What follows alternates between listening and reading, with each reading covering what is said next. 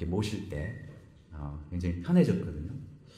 근데 이제 이야기를 들어보니까 너무 비싸다는 거예요. 그래서 우리 그냥 그 조계사에 나오시는 분들 누구나 가서 이렇게 먹을 수 있는 사찰 음식, 그게 그런 곳이 좀 있었으면 좋겠다, 이런 이야기를 제가 많이 들었습니다. 조계사 주위에서 이제 이렇게 상업을 하시는 불자들도 에이, 조계사에 오면 밥 먹기가 불편하고, 그래서 저쪽에 7일 안식교회 있죠? 거기 지하 식당에 가면 이 채식 뷔페가 싸고 맛있답니다. 불자들이 거기 가서 먹어요. 돌아가신 경서원 사장님이, 스님, 저는 맨날 점심을 교회 가서 먹습니다. 평생 불교서적 출판하신 분이. 그거 우리 반성해야 돼요.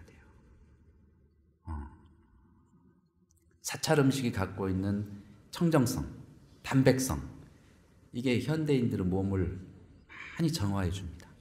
지금 음식을 잘못 먹어가지고 당뇨, 고혈압, 각종 암에 걸려서 많은 분들이 고통받고 있거든요.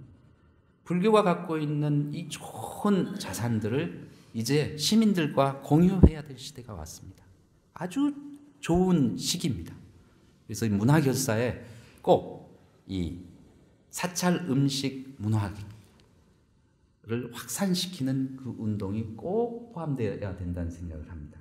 그래서 슬로건 하나 또 제가 만들었어요. 맑고 담백하게. 맑고 담백하게. 맑고 담백하게. 가벼운 밥상이 우리를 건강하게 해줍니다. 그죠? 예. 자, 몸은 어떨까요? 몸이, 현대인들의 몸은 많이 혼탁해져 있다고 합니다. 그래서 각종 암이 생기기 시작하는 거예요. 암은 탁한 이 세포에서 자라난답니다. 몸을 맑게 하기 위해서는 어떻게 해야 돼요? 절을 많이 해야 됩니다. 오늘도 그래서 108배 하셨죠? 예. 108배 하고 나면 가장 직접적으로 느껴지는 것이 뭐예요? 개운하죠? 개운해요. 몸이 맑아져서 그래요. 그리고 108배를 하고 나면, 혹은 좌선을 1시간이고 2시간이고 하고 나면 어떻게 돼요? 몸이 굉장히 맑게 정화되고 열립니다. 몸의 감각들이 열려요. 그래서 굉장히 활발해져요. 그래서 모든 일을 의욕적으로 할 수 있고, 봉사활동도 열심히 하고 사람들을 도울 수 있는 힘이 생겨요. 이게 뭐냐? 몸의 문화결사입니다. 몸의 문화결사. 몸의 문화결사의 슬로건은, 표현은 뭔지 아세요? 따라서 해볼래요? 맑고 활기차게. 맑고 활기차게. 맑고 활기차게. 자, 이제 마지막으로 뜻으로 우리가 문화결사를 해야 됩니다. 뜻이 매우 중요하죠. 그런데 이 뜻은 아까 제가 서두에 말씀드린 원각경 보안보좌장에 나오는 원각청정십을 바로 드러내는 것이 뜻이에요. 그래서 이 원각청정심을 드러내서 우리의 구체적인 삶 속에서 구현하기 위한 것은 뭐냐? 첫째는 지혜, 부처님께서 가장 중요하게 여기셨던 지혜. 두 번째는 뭐예요? 자비. 뜻으로는 지혜와 자비를 항상 실천할 수 있어요. 실천해야 됩니다. 그래서 이 지혜와 자비를 실천하는 문화결사가 돼야 됩니다. 그러기 위해서 또 표어를 하나 만들었는데 따라서 하세요. 크게 맑고 훈훈하게. 맑고 훈훈하게. 맑고 훈훈하게. 예. 자, 이 6번째, 이것을 갖다가 이제 중심으로 해서 다시 한 가지를 더 말씀을 드리려고 합니다. 이 문화결사의 6가지 슬로건을 여러분들이 마음속에 늘 새기고 또 이것을 실천할 수 있도록 이제 우리 종단에서 하나하나 구체적인 실천 방안들을 마련해 주시라고 생각을 합니다. 다시 요약하자면 여섯 가지 맑음, 영어로 하면 six pure. 그 다음에 여섯 가지 조화로움, 아름답게, 조화롭게, 향기롭게, 담백하게, 활기차게, 훈훈하게, 이건 다 조화로운 것을 묘사하는 형용사들입니다. 그렇죠?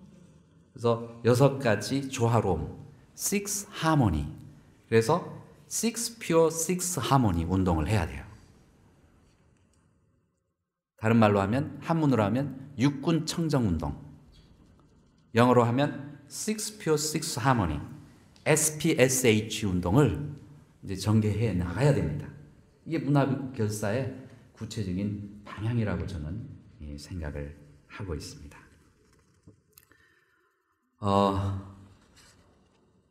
최근에 며칠 전이죠. 일본에서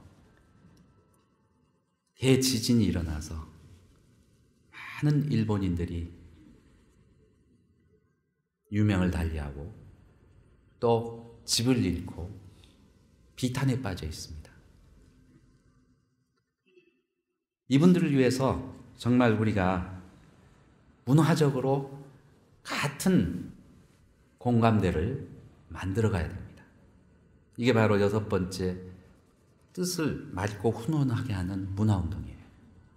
자비를 확산시키는 문화운동입니다. 비록 민족이 다르고 다른 땅에서 산다 할지라도 우리는 이 우주에 뗄래야 뗄 수 없는 끈으로 연결되어 있는 같은 몸입니다. 그분들의 고통이, 비탄이 바로 우리들의 고통이고 비탄입니다. 이것을 따로 생각하면 문화결사가 되지 않아요. 어떤 이웃 종교 지도자가 정말 입에 담아서는 안 될 그런 이야기를 해서 마음이 아픈데 더 마음이 아픈, 상처난데 더 크게 칼질을 하는 그런 그 망발을 여러분들 들으셨을 겁니다. 우리 불자들은 정말 이 일본에서 일어난 이 자연재해, 그것으로 인해서 아파하는 분들에게 부처님의 큰 자비를 보내야 할 때라고 생각이 됩니다. 저는 아까 들어오기 전에 일본 분들이 그 많은 자연재해 속에서 그나마 부처님을 열심히 신봉하고 실천한 그 덕에 그나마 마음 관리를 참 잘하고 있구나. 그리고 항상 자기가 먼저가 아닌 우리 모두가 함께 공존해야 된다고 하는 생각을 가지고 있구나 하는 그런 생각이 들었습니다. 인터넷에 보니까 강이규님의 블로그에 대지진이 일어났는데 일본인들이 갖는 그 태도에 대해서 5가지를 이렇게 이야기를 해놨더라고요. 저도 이 글을 읽고 공감하는 바가 있어서 여러분들과 한번 나누려고 합니다. 먼저 일본인들이 대피소에서 대피를 하는데 서로 살려고 막 남을 밀주고 그러하지 않고 서로에게 길을 양보하고 서로를 보살펴주고 있다는 게 아주 선명하게 드러났답니다. 호텔에 사람들이 이제 막 굶어서 어디서 우동을 10개를 가져다가 나눠주는데 50명이 줄을 섰는데 우동이 10개밖에 없으니까 서로 안 받고 뒤로 전달 양보한다는 거예요. 그 다음에 TV를 통해서 많은 지금 영상들이 뜨고 있는데 원망하고 항의하는 모습이 하나도 보이지 않는다. 그래서 일본 사람들은 어떤 어려운 상황에서도 남의 탓을 하지 않는다. 그리고 이렇게 어마어마한 재앙이 지금 몰아닥치고 있는데도 침착하고 냉정하다는 거예요. 일본 전역에 지금 약탈하는 건수가 하나도 보고가 되지 않았답니다.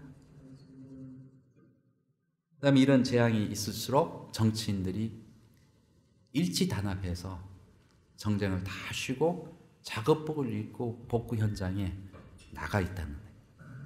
다섯 번째는 내가 울면 더 큰 피해자에게 폐해를 끼칠까 봐서 울음을 꾹 참고 있다는 거예요. 여러분들 TV 보면 그러잖아요. 우리하고는 그게 많이 다른 점이죠. 우리는 뭐 지금 이런 일 당했다면 막 울고짖고 막 난리가 났을 텐데, 이게 이제 정신 건강에는 또 뭐 다른 효과가 있습니다. 우리 같이 막 울고 하면요, 이거 다 이제 표출이 돼서 그 건강에는 괜찮아요. 근데 일본인들은 이제 꽉 안으로 쪄 눌리기 때문에. 근데 이게 쪄 눌렸을 때 이것을 안에서 다 소화를 시켜서 무화시키면 이제 이건 수행을 잘한 사람은 그렇게 다 합니다. 이제 불교 영향으로 그런 수행을 잘한 사람이 많이 있기를 저는 바라고요. 그래서 이런 어려움에 처해 있을 때 우리는 마음을 한데 모아서 부처님의 자비와 지혜를 보내줘야 된다고 생각합니다. 그래서 오늘 법회를 마치면서 여러분들과 함께 그 일본 전역에 지금 퍼져 있는 슬픔과 비탄에 빠져 있는 모든 분들에게 부처님의 가피가 함께하도록 같이 기도해 주셨으면 감사하겠습니다. 모두 합장하시고요.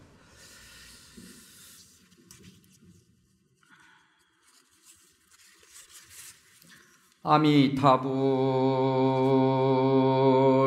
제하방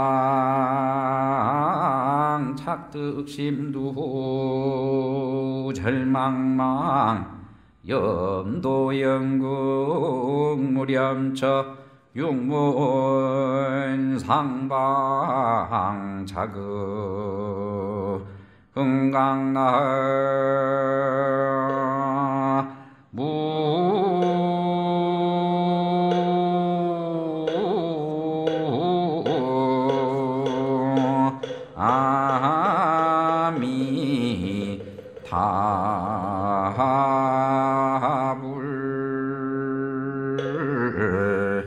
부처님이시여, 지난 11일 일본 동북부 지방 부근 해저에서 강력한 지진이 발생하였습니다.